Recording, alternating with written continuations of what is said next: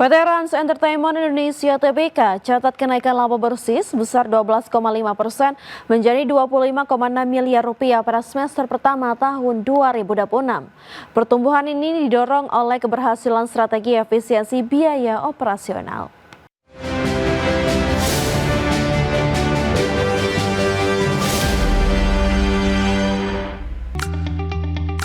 PT Rans Entertainment Indonesia (TBK) mencatatkan kinerja keuangan yang bervariasi sepanjang semester 1 2026.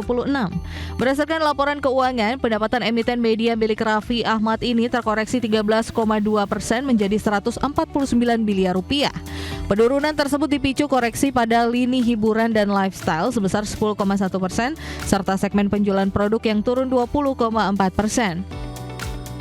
Meskipun mengalami penurunan, segmen hiburan dan lifestyle tetap menjadi tulang punggung dengan kontribusi 71% terhadap total pendapatan.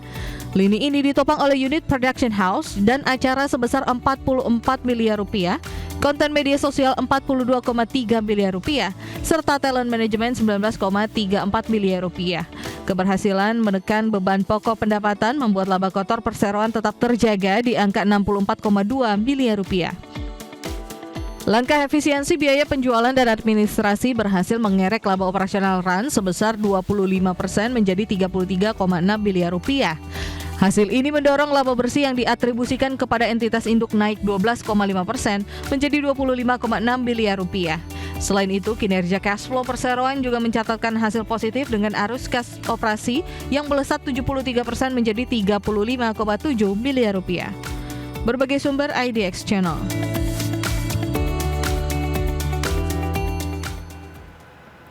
PT Merdeka Gold Resources (TBK) membeli mesin dan peralatan pengolahan emas asal China senilai 2,7 triliun rupiah melalui anak usahanya PT Pani Industri Nusantara.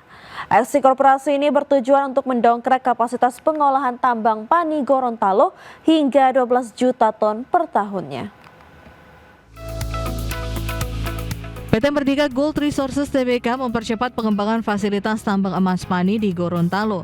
Perseroan melalui anak usahanya PT Pani Industri Nusantara menandatangani perjanjian jual beli mesin dengan Vision Green Energy asal China. Perjanjian jual beli peralatan pengolahan karbon in leach serta jasa konsultasi penunjang ini telah efektif sejak 21 Agustus 2026.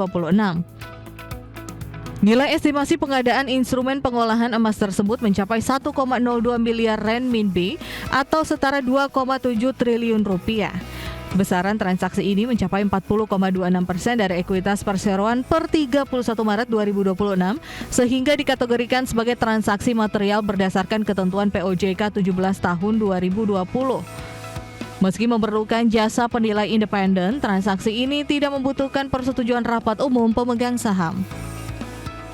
Perseroan telah mengantongi opini kewajaran dari Kantor Jasa Penilai Publik Iskandar dan Rekan tertanggal 19 Agustus 2026. KJPP menyimpulkan bahwa nilai transaksi berada dalam rentang wajar berdasarkan analisis kelayakan investasi konsolidasi dengan hasil NPV positif serta IRR melampaui WACC. Pengadaan fasilitas ini akan memperkuat produksi emas nasional serta memberikan nilai tambah bagi pemegang saham. Berbagai sumber IDX Channel.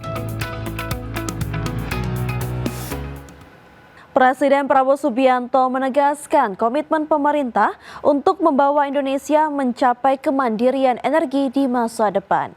Oleh karena itu, pemerintah menargetkan penghentian impor minyak dan LPG dapat segera terrealisasi dalam 3 tahun ke depan. Prabowo menegaskan target ambisius ini harus didukung oleh berbagai langkah strategis, mulai dari pembangunan PLTS 100 gigawatt, optimalisasi energi geotermal, pengembangan ladang gas baru, hingga upaya peningkatan lifting minyak nasional secara signifikan. Prabowo menyebut program PLTS 100 gigawatt menjadi pilar utama dalam upaya membangun kedaulatan energi agar Indonesia tidak lagi bergantung pada dinamika global maupun kondisi negara lain. Prabowo optimistis pembangunan kapasitas listrik baru sebesar 100 gigawatt dapat direalisasikan dalam 3 tahun.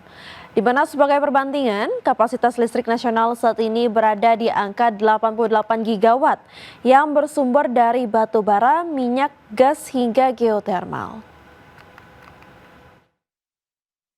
intinya 100 gigawatt kita akan benar-benar menjadi bangsa yang berdiri di atas kaki kita sendiri. Kita tidak akan takut perkembangan apapun di bagian manapun dunia. Dengan 100 gigawatt, dengan geothermal yang kita punya, dengan ladang-ladang gas yang kita sudah ketemukan, dengan lifting minyak yang harus naik terus, ya. Kita tidak boleh import lagi 1 barrel pun minyak. Kita tidak boleh import lagi, insya Allah dalam waktu sesingkat-singkatnya, 1 tabung LPG pun kita tidak boleh import lagi. Ya, pemerintah meluncurkan program pembangunan pembangkit listrik tenaga surya berkapasitas 100 gigawatt peak di kawasan Jembrana, Bali. Proyek strategis ini diproyeksikan mampu menekan belanja subsidi energi nasional hingga 73,9 triliun rupiah dalam setiap tahunnya. Kementerian Energi dan Sumber Daya Mineral meluncurkan program pembangunan pembangkit listrik tenaga surya berkapasitas 100 gigawatt peak di kawasan Jembrana, Bali. Proyek strategis ini diproyeksikan mampu menekan belanja subsidi energi nasional hingga 73,9 triliun rupiah dalam setiap tahun. Dalam laporannya kepada Presiden Prabowo Subianto, Menteri Energi dan Sumber Daya Mineral Bahlil Lahadalia menyampaikan bahwa total investasi untuk mega proyek ini mencapai 73 miliar dolar Amerika atau setara lebih dari 1.140 triliun rupiah.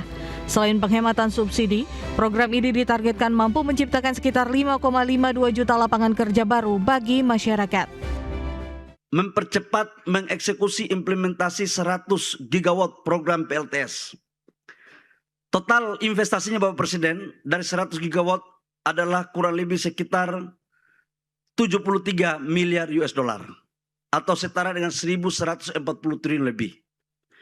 Dari total pekerjaan ini bisa kita melakukan efisiensi terhadap subsidi setiap tahun 73,9 triliun rupiah.